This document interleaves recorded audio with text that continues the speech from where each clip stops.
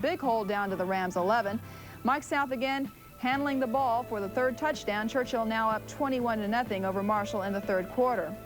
Late third, Rams driving, but Adam Fillinger's pass is picked off here by Jonathan Fritz to spoil Marshall's chances of a touchdown.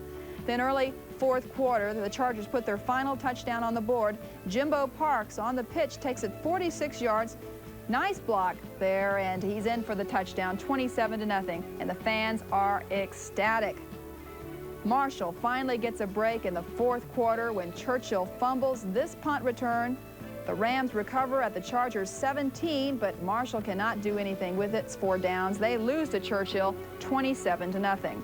In a 5A game Thursday night in Austin, the Clark Cougars railroaded the Austin High Maroons 44-14. Senior Taylor Summer scored 4 touchdowns, 2 in the second quarter. Meanwhile, up in Seguin, the Matadors are off to one of their best starts in a while. They blew out Kennedy 39-0. The Matadors are now 2-1 in district play. Still to come, our Player of the Week and a few soggy football games after this. Ken's High School Football Highlights is sponsored. Friday night, more than 12,000 fans went home exhausted from all the excitement as Clark upset Judson 14-12. Gary DeLon says one young man was an important catalyst in that victory. Our Player of the Week. He wears number 9 for the Cougars, and he's a cornerback. During the upset over Judson, he blocked a Judson extra point, blocked a field goal try, recovered a fumble, and sacked kicker Bobby Forepole. But the key to the game came on 4th and 12 from the Cougars' 43-yard line with less than 2 minutes left. Scott Sigmund was at quarterback. That was Banda's only offensive play of the game and the year so far. He is the leading hitter on the Clark baseball team and wants to play that sport in college. He says he plays football for fun. His father and grandfather both played for Lanier High School. Banda receives our Awards Mart Trophy as Ken's TV Player of the Week. The young man that was very instrumental, you'd have to say was the catalyst, was Marlo Banda. No question, had a great ball game, hustled, forced a blocked punt in there and came in, blocked the field goal, caught a touchdown pass, did a lot of things great. What was your reaction? What did you think as you got that pass and headed for the goal line? Well, I was just surprised. I was just glad to make the touchdown and for our team to win the game. That's all I thought about. Did you say, oh, please let me catch it as you... No, it was just right there. I didn't have time to think. It was already in my hands. It was a perfect pass.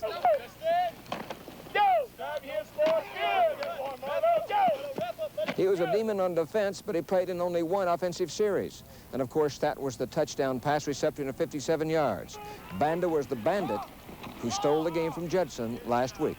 Our Ken's High School Player of the Week. I'm Gary DeLon, Ken's High School Highlights. The upset of the week was at Northeast Stadium on Thursday night as Jefferson stunned Roosevelt. The Rough Riders set up their first score of the evening as Mark Anderson takes the handoff at his own 33 and rambles 23 yards to the Mustangs' 44. Now Roosevelt goes up 7-0 as Mike Coolball hands off to Robert Newsom. He takes it to the outside for the Rough Riders score with 2:54 left in the first half. But on the ensuing kickoff, the Mustangs' Thomas Davila fields the ball at his own 17, heads straight for the middle of the field and blazes past every Rough Rider in sight. You can just smell the upset brewing as the Mustangs deadlock this one at 7-all at halftime. Third quarter action has running back Pablo Ruiz taking the pitch at his own 48. He cuts against the grain, then heads downfield, finally to be brought down from behind at the Rough Riders' 5-yard line. Nice run by the transfer from Michigan. The game-winning touchdown comes on a 4-yard run by Angel Saratin. This one here as Jefferson upsets Roosevelt 14-7. What a night for Mustangs coach Marshall Fleener. I think they played super. They knew what they had to do, and they came out and did it. They played a super game, came out in the second half, and played the kind of defense we knew we'd have to play against a good team like Roosevelt. In other Thursday night games, the Alamo Heights Mules fell to Hayes Consolidated 10-7. Hayes scored with less than 5 minutes to go in the fourth quarter to win the game. Up at Unicorn Stadium, the New Braunfels Unicorns handed another loss to brand new school Austin Bowie. New Braunfels ripped Bowie 28-0. Jeff Bryan scored 2 touchdowns. Hurricane Gilbert dumped a lot of rain on Friday night's high school football games. Here are some of the faithful fans at Northeast Stadium who sat through the Madison J game despite this downpour. No score until the second quarter. 1st and 10. Madison from its own 37. Marcus Moss with a big 44-yard run before he's pushed out of bounds at the 19. The Mavericks score on 2nd and goal from the 6. Marcus breaks through the middle. 6-0, the point after missed. Same quarter, Jay ties it on a gamble. 4th and 10 from the 21. Kyle Allen completes to Fred Ortiz. 6-all. Jay misses the point after. Now with time running out in the half, Jay threatens again. Beautiful 41-yard pass from Allen to Terrace Bieria. The Mustangs are at the Madison 19, but a 35-yard field goal attempt is wide right. Second half action, Mustangs driving again at their own 44. A play action pass from Allen to Ortiz sets up another touchdown. A 53-yard pass this time. Then on 2nd and goal from the 2, Winston Levon carries it in. 12-6 Jay. The Mustangs go up 20-6 in the third quarter. Then Madison cuts the margin to 6 on their next possession. Marcus Moss again, 46 yards for the touchdown. But the Mavericks lose to Jay 20-14. On Friday night, Clemens roared to a victory over the West Campus Cougars. The Buffalo's sophomore tailback James Ray scored 3 touchdowns en route to a 34-0 win. At Southside Stadium, the Divine Warhorses remain undefeated in Class 3A. They rolled to a win over the Southside Cardinals 43-0 Friday night. Divine junior wingback Eddie Munoz chalked up 123 yards on 7 carries. The bands were singing in the rain as the Edison Bears and the Harlandale Indians did a rain dance at Harlandale Memorial Friday night. The first half ended scoreless when neither team was able to find a handle on the slippery pigskin. In the third quarter, Edison quarterback Andrew DeLao fires this one from the 35 and connects with Robert Villasenor, who brings it down at the 20-yard line. DeLao now on the 22, pitches back to David Garcia. He takes it outside, slipping by several Indians and is tackled at the 4-yard line. There were still a few dedicated fans around when DeLao tosses to Garcia again. He finds the end zone for the Bears' touchdown, and with the extra point, it's 7-0 Edison. In the fourth quarter, Harlandale's Jesse Moreno just gets it off to Eugene Cortez, who's brought down at the 45-yard line. The Indians are on the move. With 2:15 left in the ball game, Moreno hands off to Andy Martinez at the 5, and it's a Harlandale touchdown. But here's the key play of the game. The Indians go for the 2-point conversion on the faked extra point, but fail as Moreno's pass to Martinez is incomplete. The Bears win it 7-6. I guess some people are wondering if the Memorial Minutemen will ever win a ball game. On Thursday night, Memorial was humiliated again, this time by New Braunfels Canyon 44-0. Canyon scored on its first 3 possessions of the first quarter. The Somerset Bulldogs have won 3 straight games. They blanked Edgewood 28-0 Thursday night.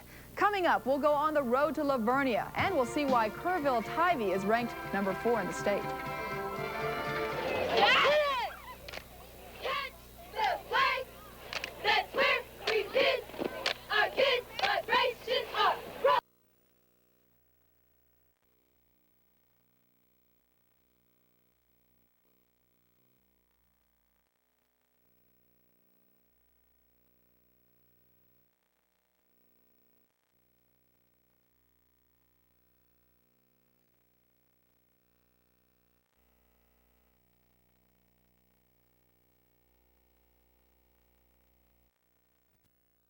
Ken's sub-5A poll took a tumble on Thursday night. They were upset by Floresville 12-7. But as Michael Laird reports, the Bears are still a force to be reckoned with.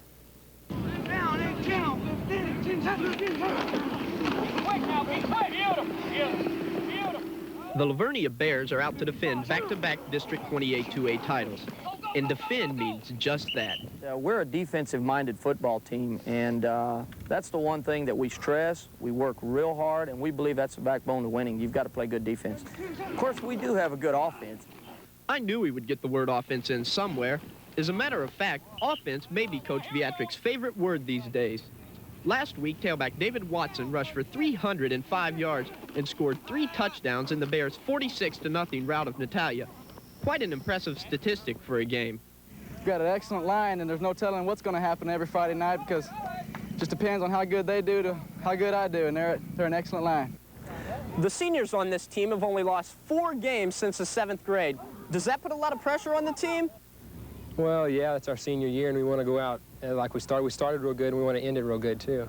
So there's a little bit of pressure, yes, but we don't really let it bother us. We just go out there and execute and play. It really does put a little pressure on us, you know, because, I don't know, we really don't know how to lose, you know. So winning is very important to us, and if we lose, then I don't know how we're going to take it, especially our senior year. The Bears seem to be right on track for their 3rd straight district title, and if they don't lapse into hibernation come November...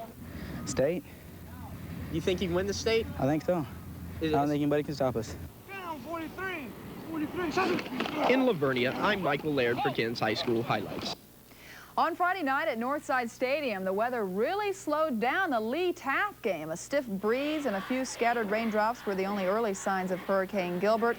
Taft in the red uniforms put together a long drive on their 2nd possession. Chris Sanchez here with a hard-fought 14 yards up the middle. He finally stopped in Lee territory at the 48.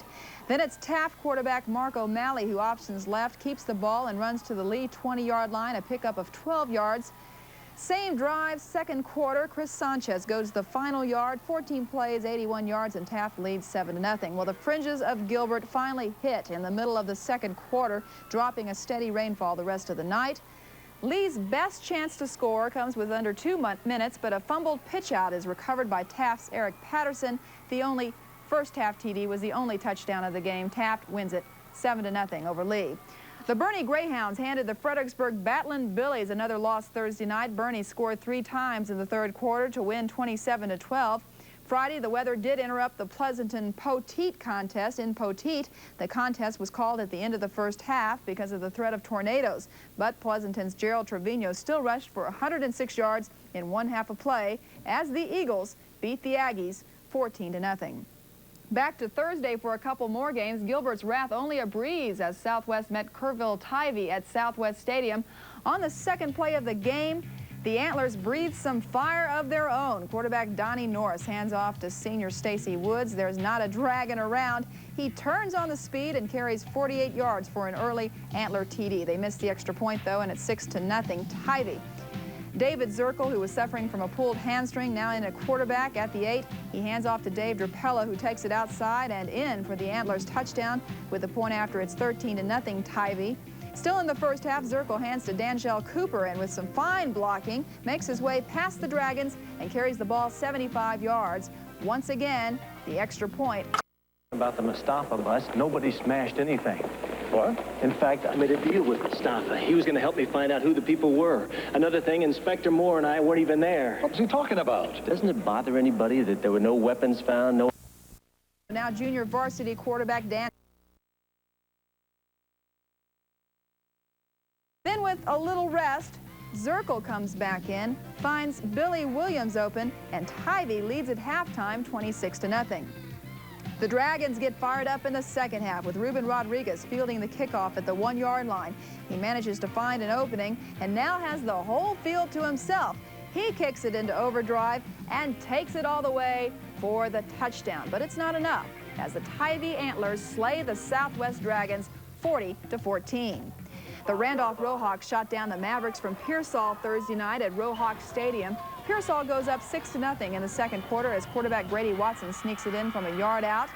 But the Rohawks battle right back as John Roberts rolls to his left and finds a wide-open Derek Stokes, who takes it 60 yards for the score and a 7-6 Randolph lead at the half. The Rohawks increase their lead to 8 in the 3rd quarter as John Roan scoots it in from 5 yards away. Pearsall will cut the lead to 14-12 on a trick play. Quarterback Brady Watson pitches to Trey Powell. Powell then fires a perfect strike to Michael Cuevas, who falls into the corner for the Mavericks touchdown. And we have a close-knit game with a little over a quarter left. However, the Rohawks will set up another touchdown as running back John Roan will literally drag the Mavericks defenders with him to the 5-yard line. 3 plays later, quarterback John Roberts rolls out to his left and hurls one to Derek Stokes for the touchdown as the Rohawks defeat Pearsall 21-12. Antonian was routed Thursday night in Nixon. Nixon Smiley High beat Antonian 41-0. Junior Martinez scored 4 touchdowns. Medina Valley won by a touchdown over Hondo Thursday, 14-7. The Panthers are now 2-1. Hondo's still looking for its first win of the season. Now it's time for you to be the ref. With this week's question, here's Ken's referee, Bob Watson. Bob? Hi, Lisa. The play this week, a long pass downfield. The receiver jumps high in the air, makes a beautiful catch, and as he touches the ground, the ball pops loose and the defense covers the ball. We'll be back in a moment to make the call. It's coming.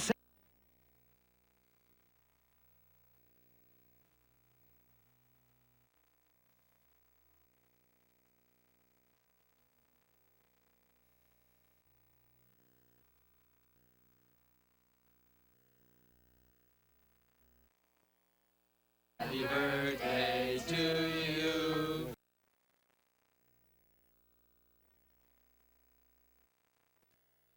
More information.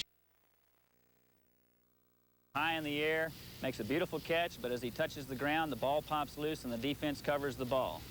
You've probably heard that the ground cannot cause a fumble, but it can cause an incomplete pass. So in this situation, we have nothing but an incomplete pass, and we go back to the previous spot for another down. Back to you, Lisa. Thanks, Bob. All of the Saturday night games were canceled due to weather, so let's go to all of the area scores from Thursday and Friday.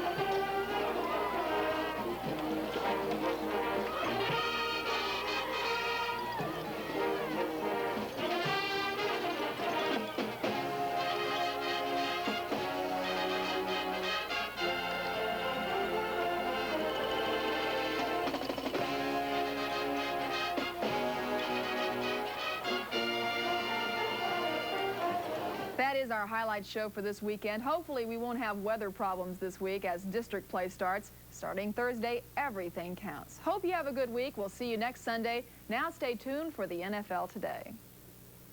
Ken's high school football